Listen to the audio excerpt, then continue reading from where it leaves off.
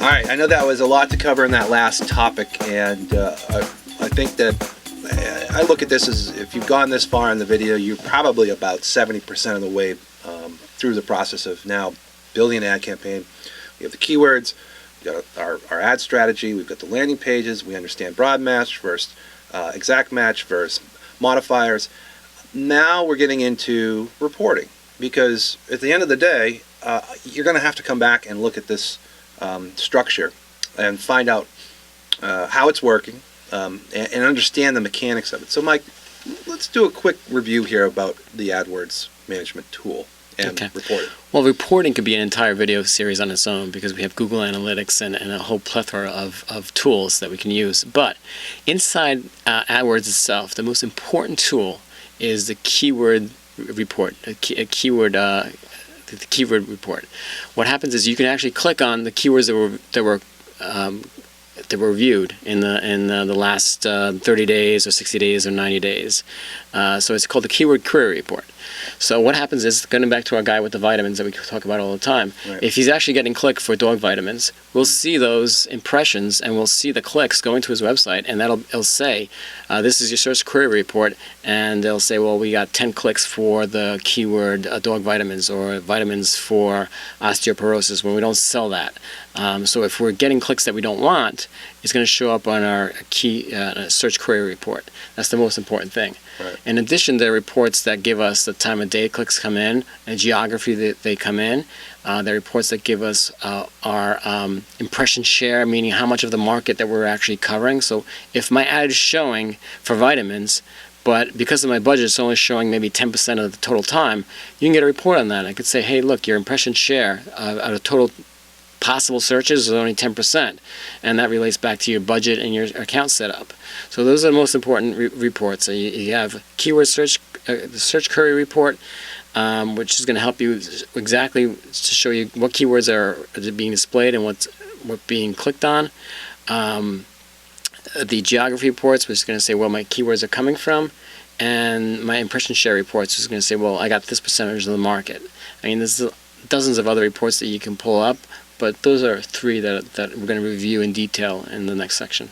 Yeah, and so again, as Mike said, there's a lot of capabilities within these tools to pull relevant data, but to most of the small businesses and even those who could take advantage of this video, and it scales itself up in just the fact that once you learn these tools, you can scale your business or your spend to whatever level you need. But there's sometimes over information, and I think what we're going to help you concentrate on is the key factors that will make the biggest differences in repositioning or optimizing your campaigns as you move along and start your campaign. So we'll see you on the other side. Enjoy the reports section, because this is where you're going to start to see dollars and cents come through. Here. And having all the keywords in certain buckets. When all that is set up and your ads are running, the next thing that's really important is to make sure that you're actually getting clicked on for the ads and terms that you want. And what do I mean by that? It's simple. I gave you some examples before where we're doing different searches for ourselves as potential clients or as potential customers, and ads were coming up. Some belonged and some didn't belong. Well, how do you know which ads get clicked and who comes to your website? Well, it's all under reporting, and let's go into that. The most important tool that I use on a regular basis with Google AdWords is here the keyword query report. And it's very simple to access. So what you do is you pick a date range. You can do the last month, last week. It doesn't really matter. And you hit keyword details and search terms all. This is going to give you the actual keywords that triggered a click. And you can go through these keywords, and as you're going through the keywords, you're going to find out that many make sense, but some don't. And this one looks pretty good, because I've gone through this numerous times. So at this point, we're not seeing any search terms that are bad. But Okay, here's one. I just found one. So this search term, this is a contractor that does paving, asphalt, blacktop, and I showed you this one before in another section. Here's a query. It says find pavers for a driveway, nice design. Well, that's a terrible query. It's a terrible lead. I mean, that one only costs $3, but there's going to be more nickel paved driveways. You need to go through this and find out, and this is going to be something that you need to do regularly. Here, blacktop crack filler.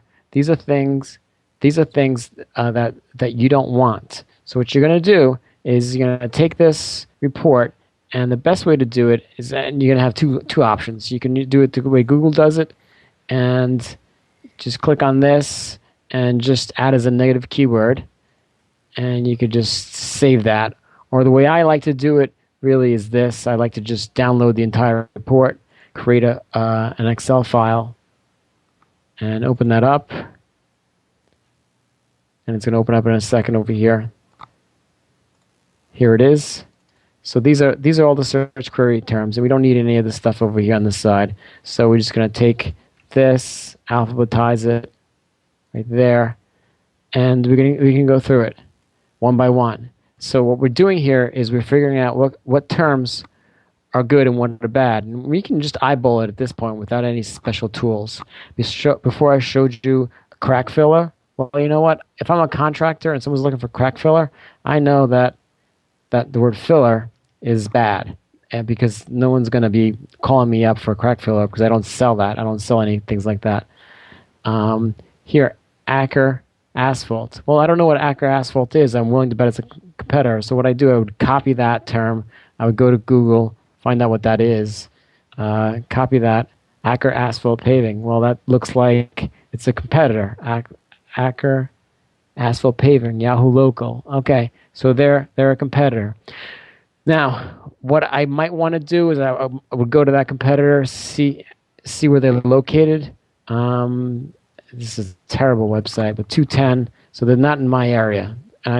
San Antonio. Okay. I'm not going to have a problem with this. Sometimes I'm going to want to show for my competitors. Sometimes I don't.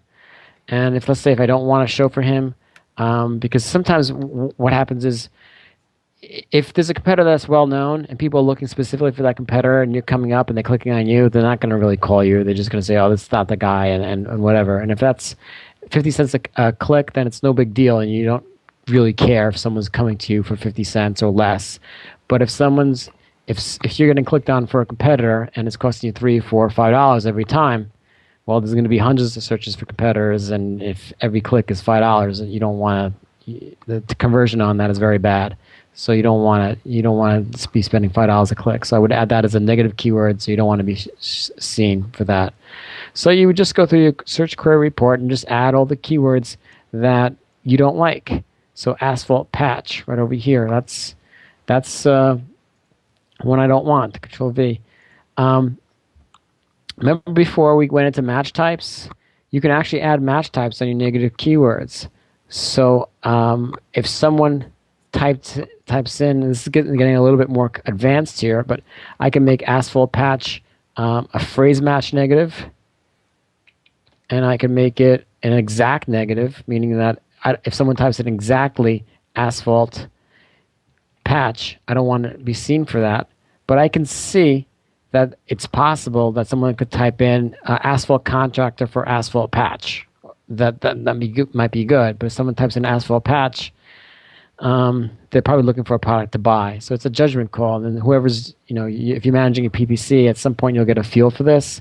So going back to this, if you put quotes or parentheses around this or brackets, you can actually choose to either exact or broad match your negative keywords. So if you have broad matched patch, anytime someone types in patch or anything related to that, you won't show. But if you put brackets around it, it has to be that exact keyword phrase. That exact keyword exactly, and you can also phrase match it, meaning that someone types in asphalt patch and those keywords in that order, that's phrasing that you won't show. You can. What I'm saying by that is, if I wrote patch asphalt, right there, if I wrote that, that there is different than asphalt patch. So the parentheses means that exact keywords. No parentheses means those keywords in any order, and quotes means those keywords in exactly that order. Right, Mike. That's So how Google's determining how the phrase matches are set up, because they take those asterisks, not asterisks, the brackets or the quotations as a identifier exactly. when So you what we're loaded it. doing here is we're going through this entire list of search terms, and we're just building our negative keyword list. And there are other ways to do that. We could talk about that later. But just getting back to here, the most important term, the most important report is a keyword query report. It tells us exactly what keywords triggered our ads, and once we go through it, we're going to find out what's driving our traffic, what's driving our billing, really. And so we have an insight to how our keywords are working. That's the most important thing. The next important things that I look at on a regular basis is that if you have the campaign open, you can actually open up different columns. And I'm going to show you how that works for right now.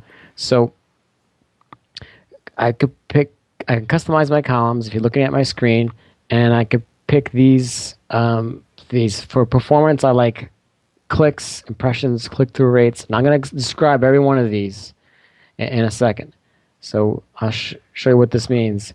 Clicks is obvious. It's how many clicks you've gotten in that time period. Impressions, well, that's how many times your ad actually shows. So someone types an asphalt contractor or anything similar that we have a keyword for, and your ad shows, well, that's an impression. And if you get clicked on, well, that's someone came to your website. So our click-through rate is just real simple. It's how many people came to your website over how many people actually searched. Here, in this case, it's close to 5%. My cost per click, that's pretty straightforward. It's $2.30. And my total cost in that time period from July 26th to today, or whatever range we take, was $1,000 for that campaign. And here, average position. That means that if you're doing a search for Google, it's usually on top. We're doing a search, and I'm typing in anything, contractor, or even here, even I spelled it wrong. Usually there's 3 on top. Let's just do the proper. Yeah, let's do the proper search. Okay, so there's 3. If you can see, this is shaded in yellow slightly. These are all ads. So there's 3 here, and more down the side over here on the right-hand side. So what that means here, position, is that I'm averaging position 1.7. So I'm around the first or second spot, mostly for my terms. It depends on the service you're doing or the product, but I like to be somewhere around the second or third spot. The first one is it burns your budget pretty quick because most people check out 2 or 3. So I like the second or third. I don't like being down the page over here so much. It really depends on the product. For a service industry that people just want to talk to someone, they're only going to talk to 2 or 3 people, so you might as well be the first 3. So you need to be somewhere up here. Yeah, I think especially for e-commerce, most consumers as well, they're not going to go digging that deep. They're going to pick up the first couple of things they see. And so you have to be very wary about being on that first 3 slot. Well, yes and no. Everything that we talk about has an exception. And there's a rule and an exception to everything. Right. Sometimes if I'm looking for a particular product and all I care about is price, then I'm going to go through a few people, and I might even look for the guy at the bottom. So you kind of have to look at what ad, what keywords you're driving, and what product or service. But if I'm just looking for someone to talk to regarding my driveway or a contractor or a roofing contractor, I'm only going to talk to 3 people. I'm not going to talk to 100 people. So you want to be one of the first few ads. And none of these guys are posting prices. So I need to have a conversation with someone and describe my problem and have a conversation. So best thing to do is to be one of the first few calls. Yeah, I'm just saying what I've noticed is that when we do run e-commerce, if we can get in these top spots, it does cost more, but we tend to get a better conversion strategy set up because I think the people who are in the most haste, meaning that I need it now, Are the best are customers. the best customers Right. because they're You're not always going to gonna have to complain find about it. price. You're gonna have to always have that customer that's gonna try to save 50 cents or a dollar or $5. Yeah, they'll look at every Typically, ad. it's typically not your best customer. We don't need those guys. Go save some money somewhere else. They're just burning our budgets. So All right, let's go across the line here. Just quickly describe CTR, average CPC, and the other things which are interesting here, which is the loss IS rank. sure. Again, you can pull these columns up by customizing your columns. But I told you before my average position. My IS means impression share. Well, this is what it means. Based on my budget of $50 a day, I can potentially grab so many impressions. That means that every time someone goes to Google in my local area and types in asphalt contractor or something similar to the keywords I use, that's an impression. And Google knows how many impressions there are on a typical day. So with the budget that I'm using, $50 a day, it's saying that my impression share is 92%. So that's pretty good. Really anything over 80 is fine for the most part. So what affects impression share is number one, my budget and also my position. Sometimes I might not be bidding high enough to close to the top of the page, and Google has an extended network, meaning that here I'm searching on Google itself, but if you look at my browser, I don't know if you can see it. You see Ask. Ask is in the Firefox browser. So if I type in asphalt contractor here on ask.com,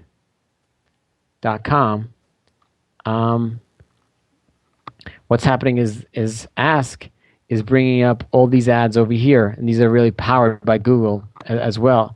And depending on which search engine you're on, because Google powers Ask and AOL and a bunch of other ones, you might not get the right positioning. You might not get close to the top here. So if you're not in the first few ads, you won't even show. So that's what impression share means. It just means how many times out of all the possible searches going on, what percentage are you getting? So in this particular case, we have 92%. Here, it actually is telling us if we're losing this impression share due to our budget or due to rank. Rank means we're not bidding high enough. Budget means we just don't have a daily budget that's high enough. So in this particular case, we have a 92% budget share, 93% budget share, impression share, and we're losing it 7% due to rank, meaning that we're not bidding high enough on our keywords. So I go into my keywords, and these are ad groups, but I go into my actual keywords, and I kind of look and I make sure maybe that they're in the top 3, and I might find something that's lower than that. I might increase the bid on that over here. This is a max bid. I might want to increase that to make sure I'm getting it. But you don't have to go nuts. If you're over 90%, you're capturing a lot of it, most of it. So that's fine. Mike, one thing I know we see click-through rates and we see average cost per click, which is average CPC on this. What if you're starting out and you're trying to figure out how much you should bid and what should be your max bid? What's the general rule of thumb? Do you look at just the average of the industry and you say, well, I'm just going to bid a buck higher and see where it ends up, or do you you basically have a standard? This is how I do it. There's a couple tools that I use. Number one, another segment that we talked about. We talked about a few tools that are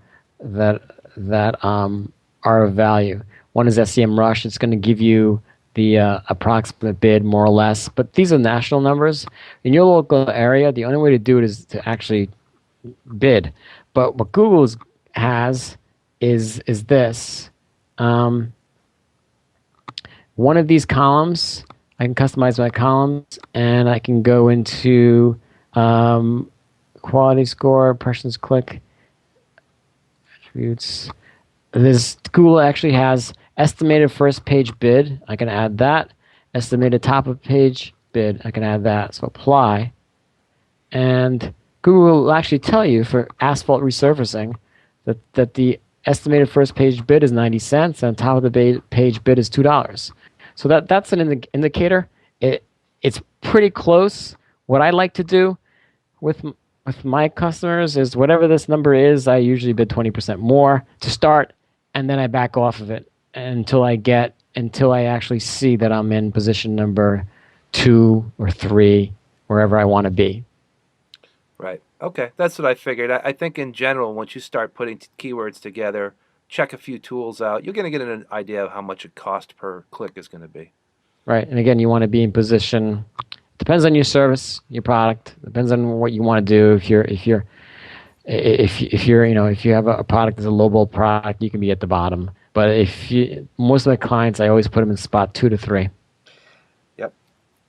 Okay. So I think we covered, again, we're trying to do the shortcut method here to give people an idea of not spending all day in this reporting tool, but really get through the key elements. Okay.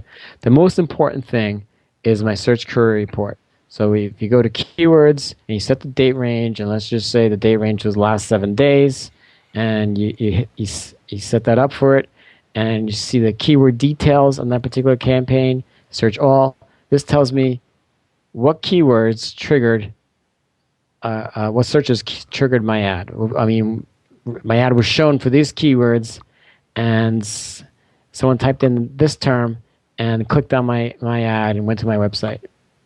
And then that's the most important thing, because that gives you an indication whether or not your keywords are actually effective and how many more negative keywords you need to build. And Right. there's going to be some techniques I'm going to show you on building your negative keyword list as fast as possible. Okay. Great.